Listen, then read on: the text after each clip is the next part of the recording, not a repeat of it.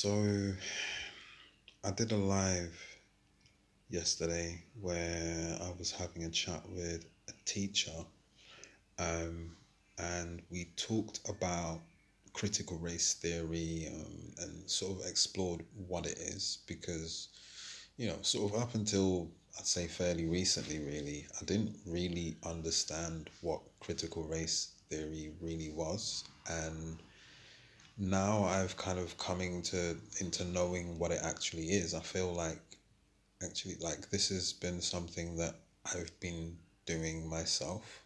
It's just that I've never looked at it as a study as such, or didn't really think that it would be acknowledged in that sense, um, by academia.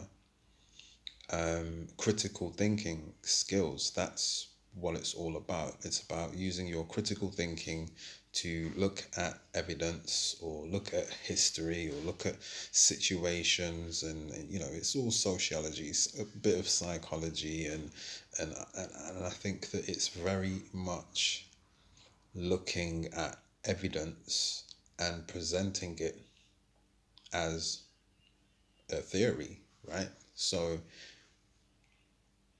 every way of thinking that we have is based on some sort of theory. So when we say 1 plus 1 equals 2, that's based on the theory that one having a value of 1 and the other one having a value of 1, and combining them. Um, it's it's it's very much,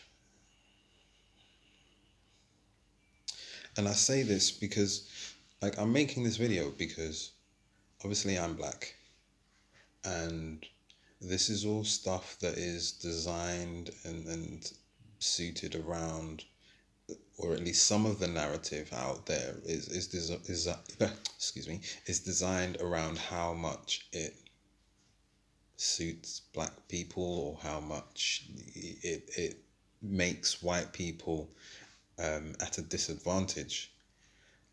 But that's not actually the case, and the more that I experience critical race theory, and I think it's even just calling it critical race theory. Previously, it was called woke, right? So if you were woke, you would be looking at history and understanding like how things really went down. Like something that this one book that I read about the Opium War, which was about when the British, running with the whole colonialist and imperialist theories here, pumped China full of opium. Um, so much so that the country went down and depreciated, basically went into like a sort of, I guess, a recession. And that really took China a long time to recover from. So you would think, oh my gosh, that's terrible. That's disgraceful. That's typical British doing what they do. But if you understand the situation and how it went down, you'll be, if you think critically, I guess, and objectively, you have to kind of consider China's part in it as well. And I know that there's a lot of guilt and I'm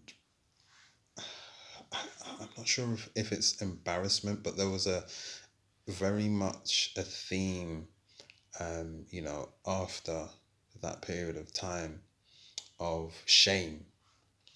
Um, and to understand why that is, you have to understand how their thinking is, their way of thinking.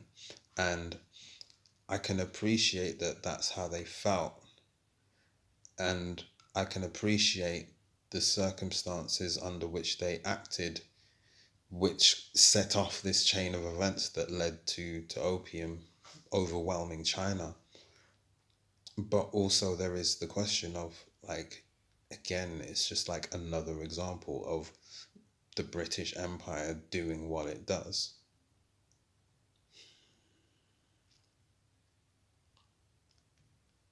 There's something that really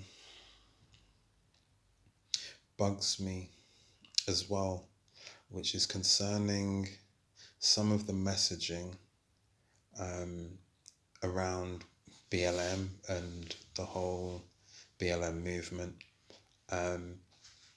This idea of systemic racism and institutionalized racism, like, I feel like I'm with you, and I think I get what you mean, but I don't think anyone's really out there promoting what these things actually mean. So when people talk about how it's systemic and how it's institutionalized, all they're doing is copying, parroting the same kind of phrases over and over again. And it's like, it's clearly the message. I don't think that the messaging is effective. I think when we talk about systemic and institutionalized, it seems very, how can I say it, artificial. It doesn't feel real. And I think that because I'm not sure if it's because of the academia under which the BLM messaging has come from, but it's just not very tangible, so it doesn't really relate. Like, we have to be able to describe these things very, very clearly and give examples, because evidence is the basis for which you can prove your case. Now, if you have solid evidence and like, and this is where some of the complication comes in, because you can have solid evidence of a situation that proves something, but then there can always be an argument against that. And I think that some of the complexity with law kind of comes in here, because you have to be able to break down, one, like, what things actually mean, but also two, like, variances in circumstances and even our opinions as a collective, whether it's based on your racial skin tone or your nation or continent that you're from. Like, any idea that you have of identity is formed on the basis of your environment. So it's about you interacting with your environment in many ways, but also your environment reacting and interacting with you. So it's, I kind of say this because it's something that kind of frustrates me in some ways, because the messaging isn't clear, because it sounds very almost philosophical. It doesn't sound very grounded. And I think that in order for us to really kind of bed this messaging in, I think that really racism and any kind of act against anybody for whatever reason, which is unduly given, is a clear case of corruption. And I think that you can't really personalize a group idea. Like, systemic is relating to a group or a bunch of things all connected together. Institutionalized, again, it's about the principles, and we're talking about policies, like, where, like, we need to be able to say, okay, this policy that you have here, which is the sheet that you're working from, this needs rephrasing, rewording, reviewing, adjusting, maybe removed. Like, we need to be able to negotiate. And I feel like if there is no intent, I think, for negotiation, and this is on both parts, because both sides need to be able to hear what the other person is saying in order to negotiate. Like, you think about all of these laws that they pass, even the bill regarding the Marcus Rashford's child hunger campaign. Like, there's more complications to it than just like not giving additional funding, to support children during the holidays. There's something about the councils, because in an article that I read, it said that some councils were able to do it. So I'm thinking, what? Why are some councils doing it and others aren't? Why is that? But yeah, mainly this whole idea of racism, like, yeah, it's corruption. Everything about it is corrupt, the way that it's even sometimes presented. And I think that sometimes there are people who are on the extremes of these ideas, such as like defunding the police. It's like, I understand what Kemi Badenoch is talking about when she talks about these wild claims, and these, she kind of conveyed this refusal to negotiate. And I kind of get where she's coming from with that, but either she genuinely doesn't know anything about critical race theory, or she's being fed some sort of script, or she's in line with some sort of script, because I don't see how critical race theory can't benefit everyone. And when I say everyone, I mean, like, imagine going back and looking at history. So look at these big events like your world wars, for example, the Opium War. Look at like local news. So I know riots have happened, as recent as 2012, 2011, just before the Olympics. There's been previous riots as well. Look into the situations that led up to those things. Like, you'll find out so much more about the nature of how you live and where you live when you begin exploring, like, and thinking, okay, like, approach it with an open mind.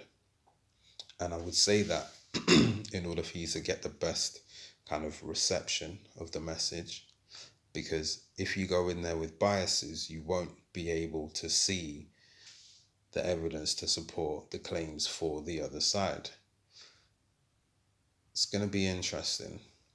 I'm going to be hosting another a live debate, which is going to be dealing with racism, and I'm looking forward to it. After my chat with the co-host of the show a couple of nights ago, I'm going to be hosting this debate myself, so I'm looking forward to that. That's going to be fun. So yeah, I'll see if I can upload like a little video clip or something, but probably not, to be honest. But yeah, I just thought I'd share that with you and just kind of leave it there, and then you can kind of mull that over and talk about it. I don't think that race should be something that prevents us from communicating with one another. I don't think that it should even be considered when, like, communicating with another person, in a sense where it's just a civil exchange. Obviously, if you're getting to know each other, like, you've got to be able to talk to each other and share, like, yourself with the other person. And this is how we have, this is how we make friendships. Like, think about children. Children grow up, like, and you know what? If I think about it, I can remember from maybe quite an early age becoming aware of race, but it wasn't really like until sort of like my teen kind of years, really. But I was actually stopped twice, when I was 14 and then when I was 15. And they were two like very uncomfortable situations with the police. Nothing was like, I wasn't harmed or anything, but it, how soon they happened one after the other, it was just really weird. But yeah, biases and filters and experiences, all of that. Like, we need to be able to take in all of that, but we also need to be able to communicate that effectively, because I very much doubt that somebody just intends to be racist. I'm sure it takes a lot of hard work to be racist, like genuinely racist, to be wanting to keep people down just because of the color of their skin. It just seems dumb. Like, the idea of it just seems dumb. I can't think of anything more dumb than that. Like, really.